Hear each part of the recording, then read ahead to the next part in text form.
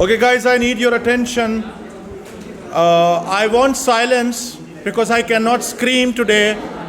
I cannot raise my voice I cannot make my voice that loud because I have a sore throat apparently. Listen, let's begin. मेरी बात जरा सुनो. We are officially starting off with electromagnetic induction. This is going to be the last chapter that we are going to be doing. ठीक है, ये magnetism का ही part है. अभी ये रिवर्स होगा मोटर इफेक्ट का. Is that clear? अब जरा इसमें देखो.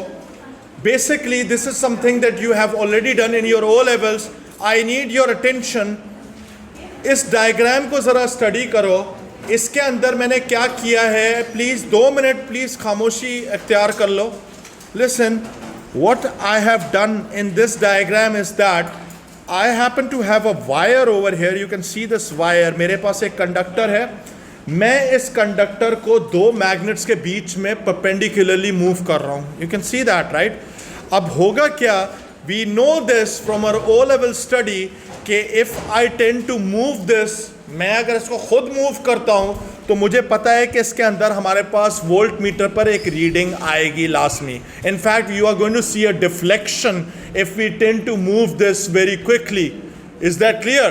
वी नो दिस कि ओ लेवल्स में आपको याद है कि हमारे पास चेंज ऑफ मैग्नेटिक फील्ड हो रही होगी. बेसिकली ये वायर जब मूव करेगी तो हमारे पास फील्ड लाइन, जो मैग्नेटिक फील्ड लाइंस होंगी वो कट हो रही होंगी, जिसकी वजह से हमारे पास इधर ईएमएफ जनरेट होगा. Is that clear? याद करो ओ लेवल्स के अंदर अगर फर्ज करो कि मेरे पास मीटर है, मैं इसको नीचे की तरफ स्पीड में लेके जाता हूं तो मेरे पास सपोज करो डिफ्लेक्शन राइट साइड पे आ रही है. लेकिन अगर मैं इसको ऊपर की तरफ लेके जाऊंगा तो डिफ्लेक्शन हमें पता है कि ऑपोजिट डायरेक्शन में आएगी. ये आप ओ लेवल्स में करके आए थे. Is that clear? याद है? Is that clear? अच्छा, उसके बाद हमारे पास सबसे बड़ी इंपॉर्टेंट चीज ये है, the magnitude of the EMF generated depends on the following. Strength of the magnetic field, यानी जितने स्ट्रॉन्गर मैग्नेट्स होंगे उतना ज्यादा मेरे पास ईएमएफ जनरेट होगा.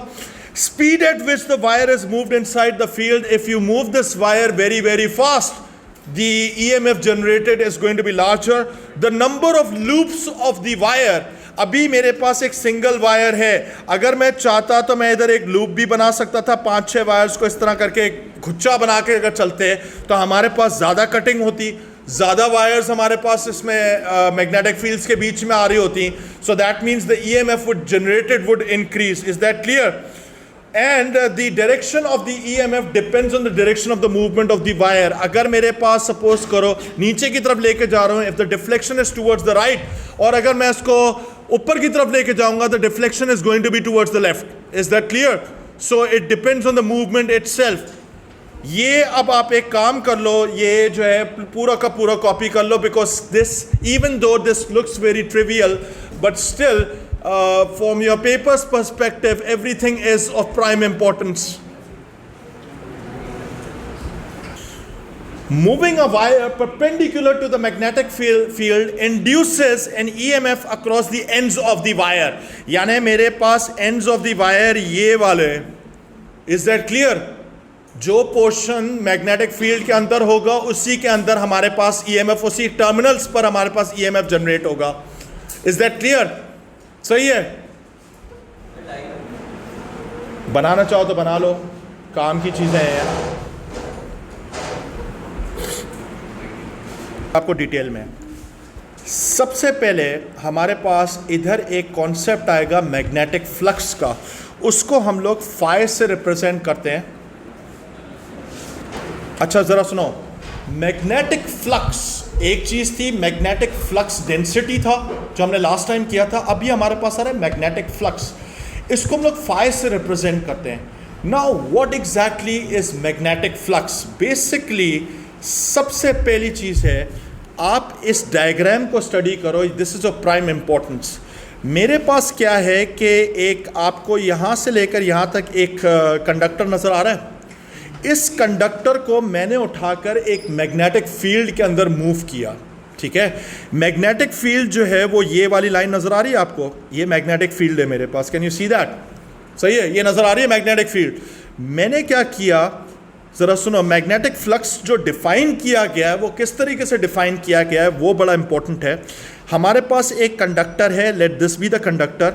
मैंने इस कंडक्टर को पकड़ा इधर से और इसको मैंने इधर से उठाकर इसको, ओ माय गॉड ये तो पूरा ही मूव हो गया, इसको मैं पहले लॉक कर लूँ। अब ज़रा इधर देखो, इसको मैंने पकड़ा और इसको उठाकर मैंने यूँ मूव किया। ये नज़र आ रहा है आपको? यहाँ से मैंने पकड़ा, दोबारा से इसको पकड़ लेते हैं, इसको उठाकर मैंने यहाँ पे मूव किया। अब ज़रा सुनो, जैसे ही मैंने इसको इधर मूव किया तो you can clearly see that कि ड्यूरिंग इट्स मूवमेंट मेरे पास एक एरिया स्वीप हुआ। इधर नज़र आ रहा है आपको एरिया? ये जो शेडेड रीजन आपको नजर आ रहा होगा, this shaded region is the area that is swept, right? अब बेसिकली आपके पास जो मैग्नेटिक फ्लक्स है, it is the product of the magnetic flux density and the area. Is that clear? ये जो मेरे पास एरिया आ रहा है ना, ये अब एक चीज फैक्ट है कि हमारे पास B और A के बीच में जो एंगल होगा वो फिलहाल हमने डिफाइन किया है कि it is taken as 90 degrees. Is that clear? Normal पे है ये बात समझ में आ रही है? Do you understand this idea? अब आप एक काम करो, पहले तो ये डायग्राम बनाकर ये चीज कॉपी कर लो क्योंकि ये बहुत इंपॉर्टेंट है। लिसन, फ्लक्स का कॉन्सेप्ट ऐसे भी आ सकता है कि मेरे पास एक कॉइल ऑफ वायर हो इस तरीके से, सही है, एक सिंगल कॉइल है, बल्कि मैं कर लेता हूँ मल्टीपल कॉइल्स कर लेते हैं इसको, सपोज करो इस तरीके से, सही है, ये मेरे पास मल्टीपल कॉइल्स है, सही है। अब बेसिकली सपोज करो कि मेरे पास यहाँ पर एक मैग्नेट रखा हुआ है, let this be north and let this be south. Assume करते हैं कि हमारे पास फ्रिंजिंग इफेक्ट नहीं हो रहा, मेरे पास मैग्नेटिक ये जो फील्ड लाइन जा रही होगी ना, ये वाली, ये नज़र आ रही है आपको? बल्कि इस मैग्नेट को भी थोड़ा और बड़ा कर लेते हैं, इसको मैं थोड़ा सा और बड़ा कर लेता हूँ ताकि मेरे को समझाने आसान हो जाए। Is that clear? अब ज़रा सुनो,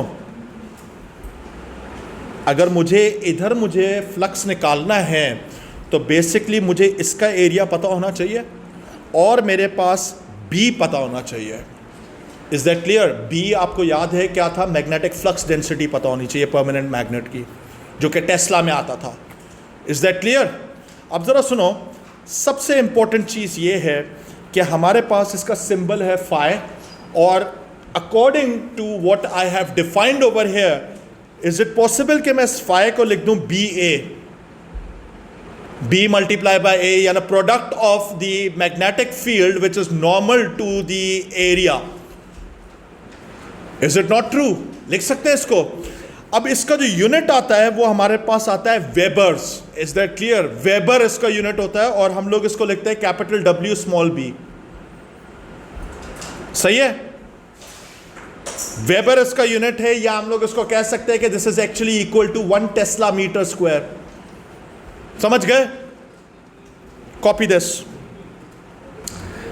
अच्छा, अब जरा सुनो, हमारे पास एक और चीज भी आती है, फ्लक्स लिंकेज एक वर्ड आता है। बेसिकली फ्लक्स लिंकेज का मतलब क्या है कि जितने नंबर ऑफ टर्न्स हों उसको उठाकर आप जो है मैग्नेटिक फ्लक्स के साथ मल्टीप्लाई कर दो। Do you understand this thing?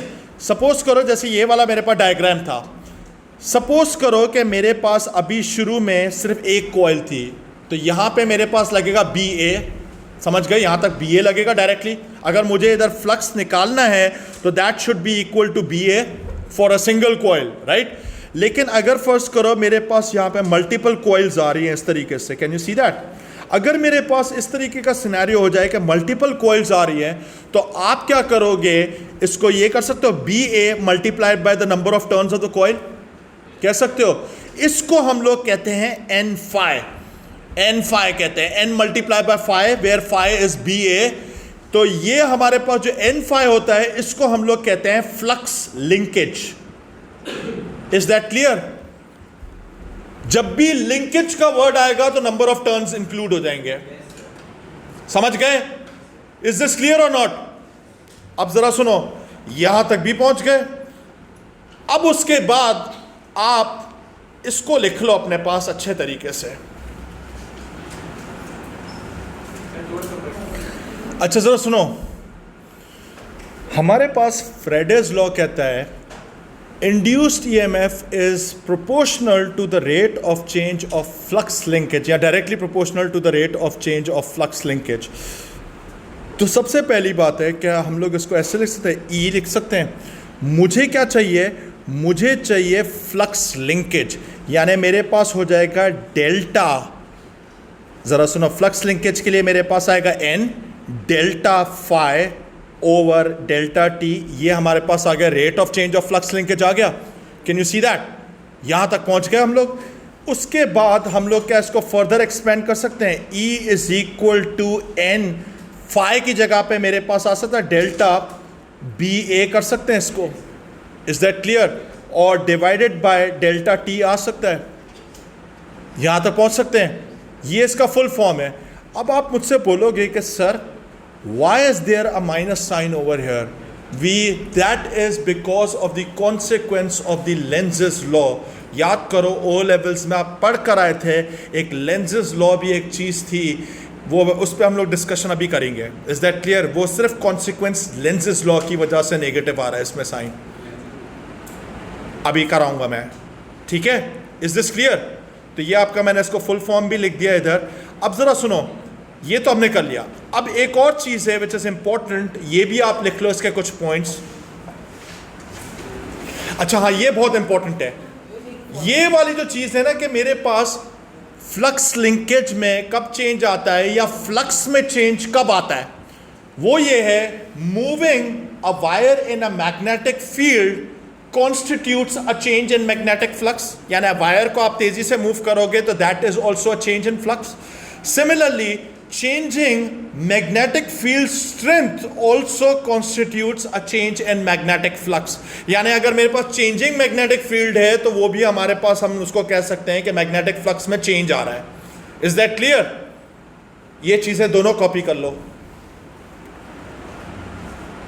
Okay guys, ज़रा इस क्वेश्चन को भी देख लेते हैं, साथ में अटेम्प्ट कर लेते हैं इस क्वेश्चन को.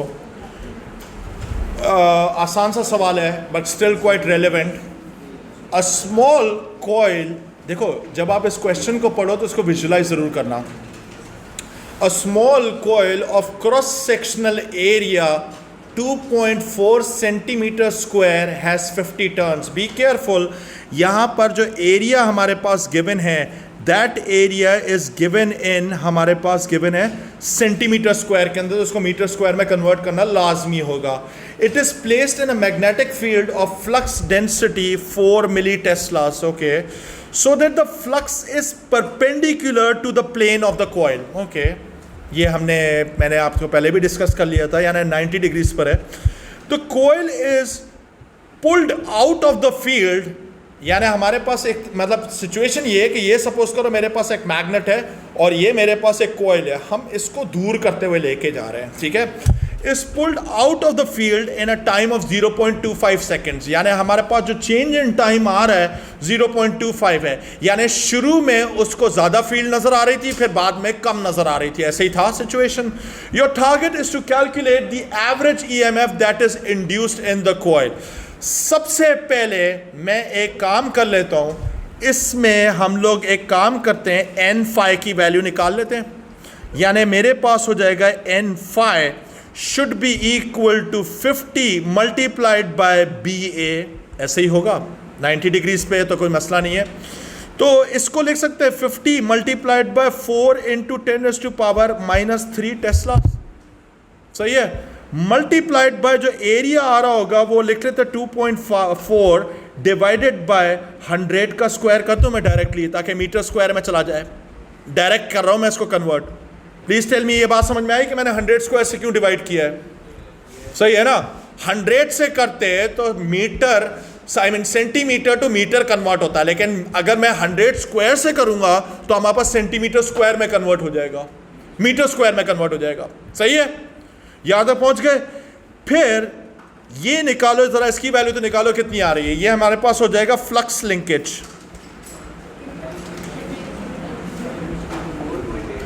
कितना आ रहा है? वैल्यू बताओ इसकी. 4.8 इंटू 10⁻⁻⁵. अब इसका जो यूनिट आएगा वेबर टर्न्स, यूं भी लिख सकते हो आप इसको, समझ गए? देखो सिंगल कॉइल होता है तो वेबर यूनिट आता है, मल्टीपल कॉइल्स आते हैं तो आप इसको इस तरीके से भी लिख सकते हो वेबर टर्न्स, या सिंपली वेबर्स भी लिख सकते हो इसको अभी भी। Is that clear? वैसे नॉर्मली अगर आपके पास मल्टीपल टर्न्स आते हैं आप वेबर से भी काम चला सकते हो या वेबर टर्न्स भी कर सकते हो इसको। Is that clear? अच्छा, फिर ये फ्लक्स लिंकेज तो आ गया। फिर मेरे पास ये कह रहा है the coil is pulled out of the field in a time of 0.25, यानी जो मेरे पास फाइनल जो फ्लक्स लिंकेज आएगा वो 0 आएगा। यानी मेरे पास, मैं अभी इसको ऐसे कर सकता हूं, finally EMF induced must be equal to, मैं इसको डायरेक्टली कर सकता हूं कि मेरे पास हो जाएगा एन डेल्टा बी ए कर सकते हैं इसको, और डिवाइडेड बाय मेरे पास डेल्टा टी कर सकते हैं इसको। यानी मेरे पास ये वैल्यू तो मेरे पास पहले ही मैंने निकाल ली है इस पूरे की, ये 4.8 into 10⁻⁻5 divided by change in time 0.25 seconds, 1.92 minus 4 क्या, ईएमएफ का यूनिट क्या होता है? वोल्ट्स। Is that clear? समझ गए? कोई मसला ही नहीं था, सही है बेटे? माइनस की जरूरत क्या थी? मुझे एक 0 है तो क्या वही सेम आ जाएगा इधर? अच्छा हाँ, एक और चीज है, लिसन, यहां पे ये साइन मेरे पास माइनस का आएगा, ये वोल्टेज नेगेटिव हमारे पास जनरेट होगी, लेंसेज लॉ का कॉन्सिक्वेंस है, लेकिन वो हम लोग आएंगे उस पर, ठीक है? अगर मुझे मैग्नीट्यूड बोलता तो मैं डायरेक्टली 1.92 कोट कर सकता था, लेकिन मुझे अभी माइनस साइन लगाना जरूरी है इधर। यहां तक पहुंच गए? Is this clear? अब जब ये हो गया, अब हम लोग चलते हैं नेक्स्ट सवाल पे, आगे बढ़ूं। अब आ रहे हैं हमारे पास लेंसेज लॉ। सबसे पहले लेंसेज लॉ का जो लिखा हुआ है पहले तो उसको एज इट इज कॉपी करो, don't change the wordings. Finally let's discuss lenses law one more time. Lenses law हमें यह कहता है कि अगर आपने एक वायर को परपेंडिकुलरली एक मैग्नेटिक फील्ड के अंदर मूव किया तो हमारे पास इस वायर के अंदर ऐसा करंट आएगा जिसकी डायरेक्शन ऐसी होगी कि इस करंट की वजह से एक फोर्स बनेगी जो कि हम जो मूवमेंट कर रहे हैं उसको काट दे। मतलब basically the current always takes a direction to oppose this change that is originally producing this current. Do you understand this thing? अब वही बात है, मैंने सेकेंड पॉइंट में इसमें लिखा है कि when a current is induced in a conductor, that current is in a magnetic field. जाहिर सी बात है, अगर ये करंट है तो a force is there due to the motor effect.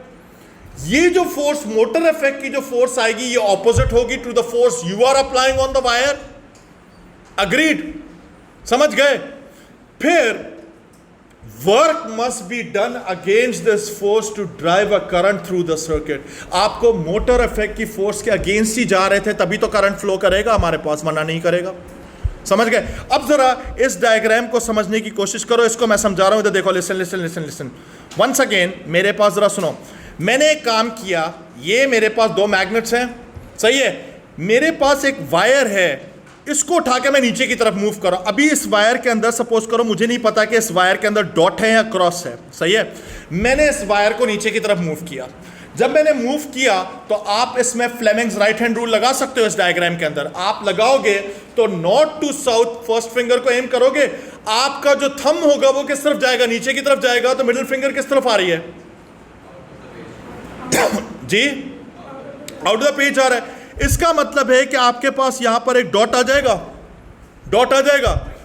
लेकिन अब मेरी बात सुनो बेटे, राइट हैंड से करना है आपको, सही है ना?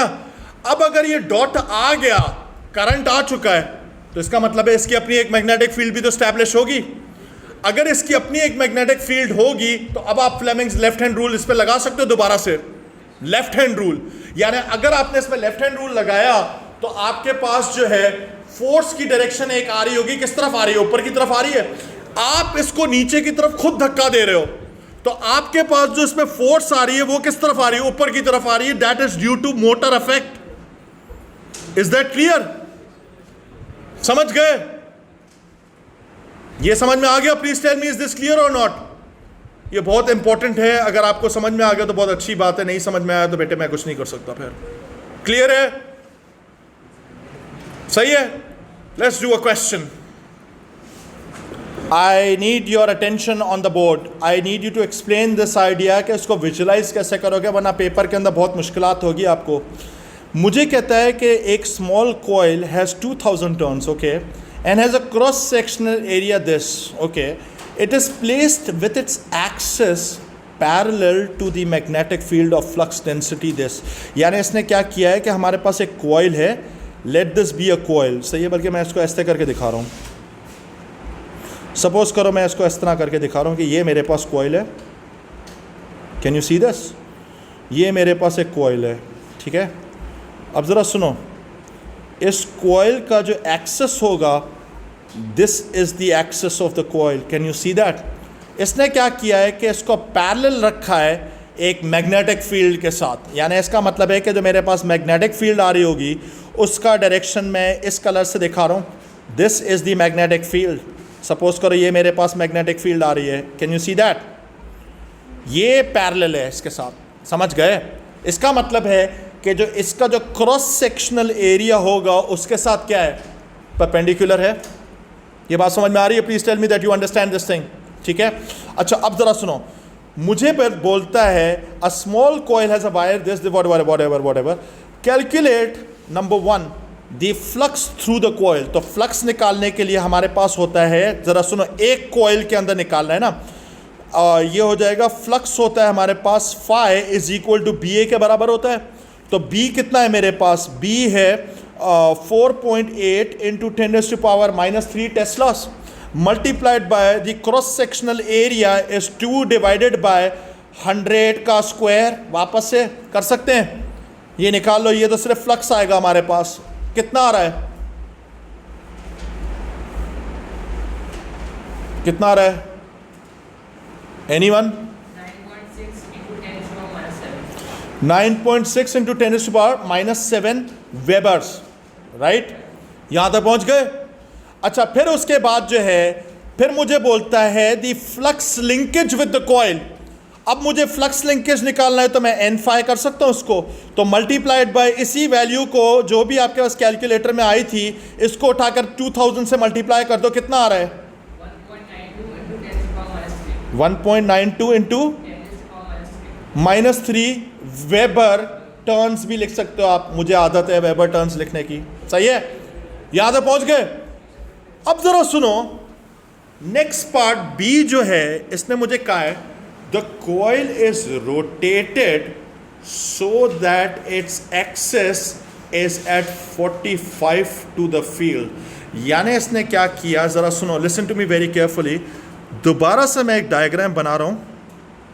अच्छा, मैं एक काम कर रहा हूं, ये मेरे पास सपोज करो मैग्नेटिक फील्ड है, सही है? ये मेरे पास एक मैग्नेटिक फील्ड आ रही है, मैंने कॉइल को ही टर्न किया। यानी इसका कहने का मतलब है कि जैसे ये मेरे पास कॉइल है ना, ये इधर देखो, ये मेरे पास कॉइल है, ये मेरे पास फील्ड आ रही है, इस कॉइल को मैंने ऐसे रोटेट कर दिया है। यानी इसका कहने का मतलब है मैं इस कॉइल को अब इस तरीके से रख रहा हूँ, कैन यू सी दैट? इस कॉइल को अब मैं इस तरीके से रख रहा हूँ। Do you understand this idea? ये बात समझ में आई? इस फील्ड के अंदर मैंने इसको थोड़ा सा ट्विस्ट मारा है, रोटेट किया है, और ये वाला जो मेरे पास एंगल आ रहा है, ये कितना आ रहा है? 45 का, सही है? ये बात समझ में आ गई? या मैं इस डायग्राम को थोड़ा सा इसको अब क्लियर करके 2 डिमेंशनल डायग्राम में अगर मैं आपको दिखाऊं, तो बेसिकली मेरे पास एक ये था, यही वाला वो कॉइल था जिसका मैं बिल्कुल साइड से करके दिखा रहा हूं, और मेरे पास जो मैग्नेटिक फील्ड लाइन आ रही है, let this be the magnetic field line, ऐसे आ रही है मेरे पास। सपोज करो मैंने एक ही फील्ड लाइन में आपको दिखा देता हूँ, इसके अंदर इसको भी हटा देता हूँ। यहाँ तक बात समझ में आ रही है? ये मेरे पास आ रहा है, बी आ रहा है, ये मेरे पास बी आ रहा है, और ये मेरे पास ए है, अग्रीड? और मेरे पास जो है ये जो ट्विस्टिंग एंगल है, ये मेरे पास कितना है? 45 का है कि नहीं है? अब मुझे इसको सही करना होगा इन द सेंस कि जाहिर सी बात है मुझे इसका कंपोनेंट निकालना पड़ेगा। मैं इसके अंदर एक काम कर सकता हूं, या तो मैं इस फील्ड को इस तरीके से भी इसको कर सकता हूं। इधर देखो, एक मिनट, मैं इसको थोड़ा सा पेन को छोटा कर रहा हूं, दोबारा से इसको रीड्रॉ कर रहा हूँ ताकि और क्लियरली नज़र आए। एक मिनट, रुक जाओ। ये किया भाई, ये है और ये मेरे पास फील्ड आ रही है। Let this be the field line. सही है, यहां तक आ रहे हैं। अब जरा सुनो, इसने इसको रोटेट किया है 45 के एंगल पर, तो इसका मतलब है कि क्या मैं ये कह सकता हूं कि ये मेरे पास 45 का है? अगर ये मेरे पास 45 का है तो ये वाला एंगल भी कंफर्म 45 का होगा कि नहीं होगा? सिमिलरली मैं एक काम कर सकता हूं कि ये मेरे पास B है और ये मेरे पास A है। मैं ये वाला इसका एक कंपोनेंट निकाल सकता हूं, इसी फील्ड का मेरे पास ये वाला एक कंपोनेंट निकल सकता है, ये वाला कंपोनेंट निकाल सकते हैं इसको। और with regard to this if I know कि ये 45 है तो ये भी कंफर्म 45 होगा। तो मेरे पास जो होगा यहां पर ये 90 डिग्री का आ जाएगा एंगल। सही है, तो मेरे पास अगर ये 45 का एंगल है तो मैं अगर इसको रिजॉल्व करूंगा तो मैं इसको लिख सकता हूं, क्या कर सकता हूं, इसको साइन लगेगा या कॉस लगेगा? बताओ। अगर मुझे इसका ये वाला कंपोनेंट निकालना है तो मैं कैसे निकालूंगा? मैंने आपके सामने डायग्राम भी बना दिया है। ये वाला मेरे पास 90 डिग्रीज है, 45 ये रहा, बी मेरे पास ये वाली लाइन जा रही है बी, तो ये क्या हो जाएगा? मुझे इसका with respect to the area I need to find this component. मुझे निकालना है इसका ये वाला कंपोनेंट, ये वाला कंपोनेंट निकालना है, तो मैं इधर क्या लगाऊंगा? कॉस लगेगा ना। इसका मतलब है कि मैं इसको ये कर सकता हूं, इधर देखो, फाइनली बी ए कॉस 45 लगा सकते हैं, इधर लग सकता है। समझ गए? Is that clear? सो बेटे मेरे प्यारे बच्चे, दोबारा एक दफ़ा गौर से देखना, अभी एक दफ़ा बीच में किसी और से डिस्कस नहीं करना। सही है, इधर देखो, मेरे पास कॉइल जो है, ये मेरे पास कॉइल है, ठीक है, मैंने इसको साइड से दिखाया आपको। ये पूरा वो सर्कल ही होगा लेकिन मैंने इसको बिल्कुल साइड से देख रहा हूँ। सही है, यहाँ तो समझ गए? सही है। अब मेरे पास एक मैग्नेटिक फील्ड आ रही है, let this be the magnetic field, जो कि मेरे पास यूँ आ रही है, ऐसी आ रही थी, एग्रीड, ये आ रही थी। मुझे पता है कि इसने इसको जब घुमाया है तो उसने यहाँ पर एंगल 45 का किया होगा या नहीं किया होगा? 45 का ये किया, तो मुझे पता है कि ये 90 है तो ये एंगल भी कितना हो जाएगा? 45 का हो गया, यहाँ तक भी पहुँच गए। फिर मैं एक काम कर रहा हूँ कि मेरे पास ये एक्सिस ही रोटेट हुई है। मुझे क्या करना है कि ये जो मेरे पास बी नज़र आ रहा है, ये जो फील्ड आ रही है, मैं चाह रहा हूँ कि इस फील्ड को ही मैं इसके बिल्कुल परपेंडिकुलर कर दूँ। जैसे हम लोग चलते हैं तो बेसिकली इस बी का एक परपेंडिकुलर कंपोनेंट होगा, वो निकाल सकते हैं हम लोग। अब उसको निकालने के लिए क्या मैं ये कर सकता हूँ? देखो, अगर ये मैंने किया तो इस फील्ड का जो मेरे पास कंपोनेंट आएगा वो इस डायरेक्शन में आएगा। सही है, यानी मेरे पास ये जो मेरे पास वैल्यू आएगी, ये क्या आएगी? बी कॉस 45, क्योंकि मुझे पता है कि ये भी 45 का होगा। Is that clear? ऐसे ही होगा मेरे पास। ये बात समझ में आ रही है? Please tell me that you understand it right now. सही है, तो अगर ये बी कॉस 45 हो गया तो मैं इसको लिख सकता हूं बी ए कॉस 45।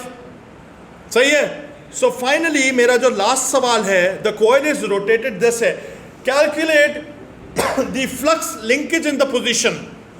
अब मुझे निकालना है पार्ट, इसका जो बी पार्ट है, फ्लक्स लिंकेज के लिए मैं इधर ये कर सकता हूं कि मेरे पास जो भी आपने अभी निकाला था एन फाई जो निकाला था, इसी के साथ मैं cos 45 भी कर सकता हूं इधर डायरेक्टली। कर सकते हैं नहीं कर सकते हैं?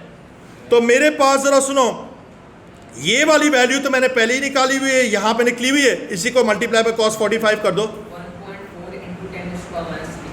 1.4 इंटू -3 क्या?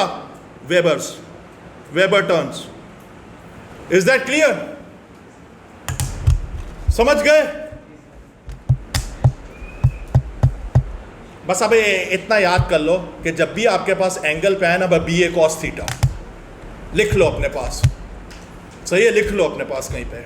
अगर आपको इसमें प्रॉब्लम हो रही है, इसको रिजॉल्व करने में प्रॉब्लम हो रही है, तो आप बी ए कॉस थीटा लिख दो उस पर। ठीक है?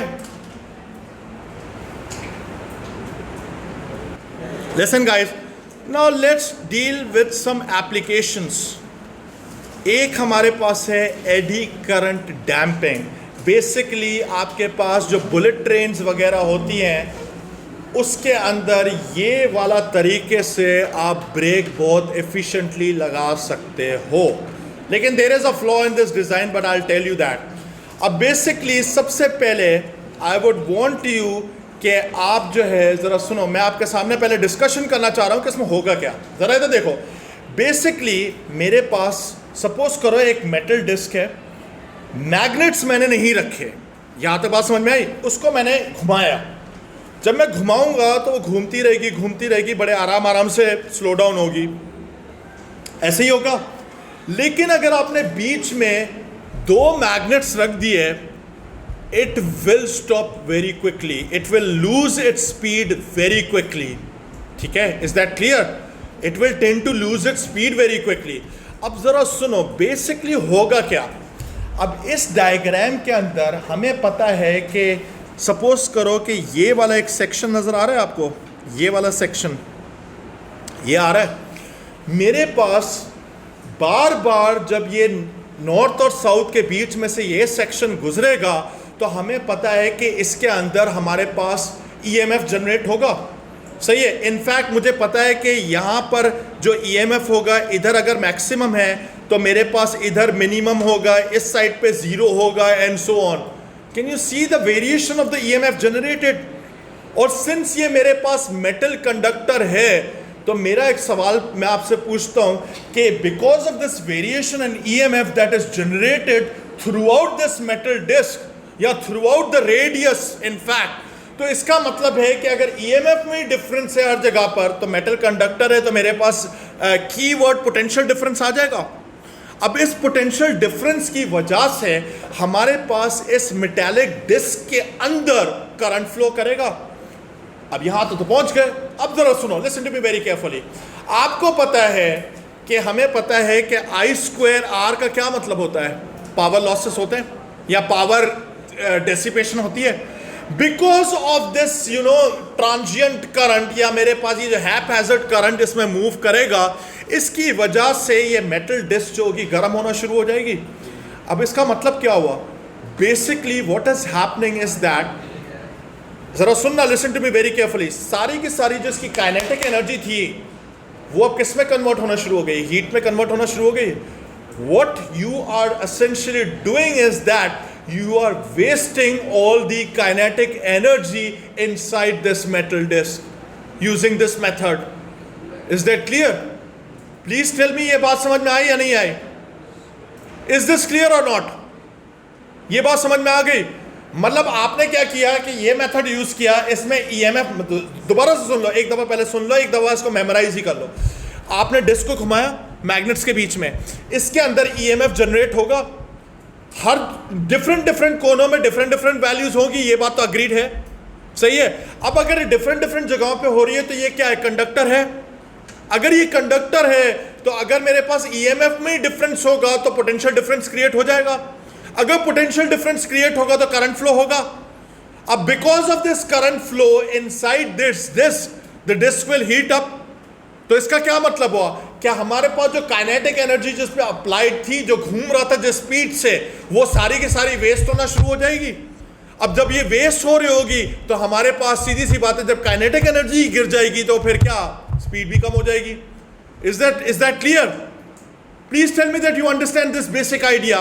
There is another way to explain it, but पहले ये वाला जो हमारे पास सुपीरियर मेथड है of wasting energy works wonderfully in the paper. बेटे मेरे प्यारे बच्चे, मुझे एक बात बताओ, अगर मेरे पास ये एरिया क्रॉस करके गया, यही करेगा ना, ये बाकी तो नहीं कर रही है, तो मेरे पास इधर ईएमएफ मैक्सिमम बनेगा या नहीं बनेगा? और हमें पता है कि जो फील्ड जा रही होगी वो थोड़ी सी यहाँ पे कर्व्ड आउट होगी, तो इधर मेरे पास क्या होगा? कम बनेगा। इधर जाएंगे और कम बनेगा, सेंटर पे जाओगे तो बिल्कुल भी नहीं होगा। Do you understand this idea? यानी इसका मतलब है कि डिफरेंट जगहों पे ईएमएफ डिफरेंट है। अगर डिफरेंट जगहों पे ईएमएफ डिफरेंट है तो कंडक्टर है तो ईएमएफ में जब डिफरेंस देखेगा तो इसमें करंट फ्लो करेगा तो इस करंट को हम लोग एडी करंट बोलते हैं। And because of this eddy current flow the disc will heat up. That means all the kinetic energy will be converted into heat and wasted. सही है? Is that clear? लेकिन एक चीज है, इसका एक फंडामेंटल फ्लॉ भी है. ये वाला जरा सुन लो. नॉर्मल जो आपकी बुलेट ट्रेन्स होती है ना, उसके अंदर जब ये वाली आप ब्रेक अप्लाई करोगे तो जरा सुनना, listen to me very carefully. High speed से स्लो स्पीड तक ये काम करेगा, यानी हाई स्पीड से स्लो स्पीड पे ले आएगा, लेकिन ये पूरा रोक नहीं सकता इसको. ये बात समझ में आ रही है? क्योंकि भाई सीधी सी बात है, जब मेरे पास इसकी रोटेशनल स्पीड ही कम हो जाएगी तो करंट बिल्कुल नॉन एग्जिस्टेंट हो जाएगा. अब जब करंट ही नहीं होगा तो फिर हीट प्रोडक्शन ही खत्म हो जाएगी इसमें. अब जब हीट प्रोडक्शन नहीं होगी तो फिर उसके बाद आपको वाकई में फिर इसके बाद मैकेनिकल ब्रेक्स लगानी पड़ेंगी इसके अंदर. समझ गए? हाई स्पीड, बहुत ही हाई स्पीड है. अगर मैंने एक काम किया कि अगर बहुत ही बुलेट ट्रेन चल रही है, हाई स्पीड पे चल रही है, इसमें अगर मैंने मैकेनिकल ब्रेक शू अप्लाई किया, बेटे ब्रेक शू की तो चीखें निकल जाएंगी इधर. हाई स्पीड में तो एकदम ही उड़ जाएंगे. तो उसमें ये वाली जो ब्रेक है ना, ये पहले जो प्राइमरी ब्रेक है वो ये है. यानी इसमें क्या होगा कि शुरू में major drastic drop in speed is created by using this fundamental principle, and after that जब एक रीजनेबल अमाउंट ऑफ स्पीड हो जाएगी तो नॉर्मल जो आपकी हाइड्रोलिक ब्रेक होती है, डिस्क ब्रेक्स होती है, वो डिप्लॉय होती है. बेटे मेरे पास जब इसमें करंट ही खत्म हो जाएगा तो फिर क्या करोगे? फिर हीट लॉसेस ही खत्म हो जाएंगे. समझ गए? Is this clear? अब आप एक काम करो, जितने भी मेरे पास पॉइंट्स लिखे हुए हैं इनको लिख लो. ये आप कर लो अभी right now. Without magnets disc continue spinning for a long time. We know this. ठीक है, यहां तक तो बात क्लियर है. With magnets the metal disc slows down rapidly. सही है, लेकिन ऐसा क्यों? Spinning metal disc cut magnetic flux. ऐसे ही होगा. Rate of cutting, यहाँ पे off miss कर दिया था मैंने. Rate of cutting of flux varies throughout the radius of the disc. जाहिर सी बात है. EMF induced will be varying all over the disc. This causes a difference in potential and leads to a current flow in the disc. Current causes heating effect in the disc, right? We can say kinetic energy of the disc converts to heat energy. Energy is wasted and the disc slows down, but essentially पूरा stop नहीं करेगा. समझ गए? Is that clear? समझ गए? ये चीज़ है. अच्छा, इसी का ही एक और भी हमारे पास वर्जन होता है इसका आंसर. जरा सुनो, listen to me very carefully. याद करो वही वाला एग्जाम्पल जो मैंने अभी शुरू में बताया था. बेटे मैंने अभी शुरू में भी तो एक मैंने आपको बताया था ना कि भाई मेरे पास अगर कोई चीज़ कंडक्टर को मूव करते हैं तो मोटर इफेक्ट की वजह से फोर्स रिवर्स क्रिएट होती है. ऐसे ही होता है ना. तो बेसिकली इसके अंदर भी जब हमारे पास EMF होगा तो EMF की वजह से जब मेरा कहने का मतलब है जब ये डिस्क मूव करेगी तो cutting of magnetic flux lines होगी. अगर cutting of magnetic flux lines होगी तो ये जो अफेक्ट आ रहा है उसको रोकने की कोशिश की जाएगी. तो इसके अंदर एक रिवर्स फोर्स क्रिएट भी हो सकती है. ये भी आप लिख सकते हो due to Lenz's law. Do you understand this thing? And this reverse force will tend to slow down the disc. Is that clear? बेटे काउंटर क्लॉकवाइज तो चल तो नहीं सकती ना, रुक तो सकती है. ये फोर्स अपने आप तो नहीं है ना, ये फोर्स तो किसी का कॉन्सिक्वेंस है. It is only there till it is spinning. It vanishes when it stop spinning completely. Is that clear? सही है? समझ गए आप? इस तरीके से अब जब जाहिर बात है जब मैं पास पेपर कराऊंगा तो मैं आपको दोनों वर्जन्स ऑफ आंसर्स लिखवाऊंगा ताकि आपकी मर्जी आप जो भी सिलेक्ट करो.